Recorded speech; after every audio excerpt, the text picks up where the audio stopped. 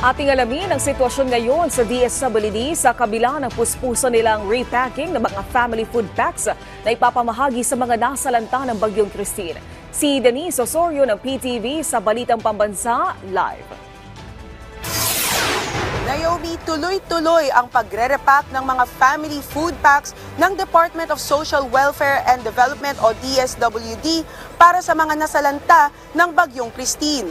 Araw-araw, continuous ang pagpasok ng mga raw components para sa food pack na dadalhin sa mga rehiyong apektado tulad ng Region 5, Calabarzon at iba pang mga lugar.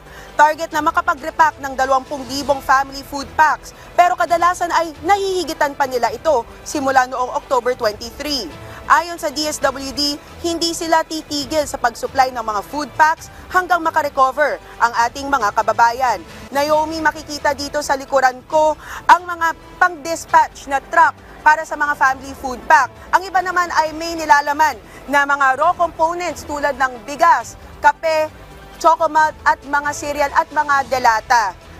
Yan ang pinakauling balita mula rito sa DSWD NROC sa Pasay City.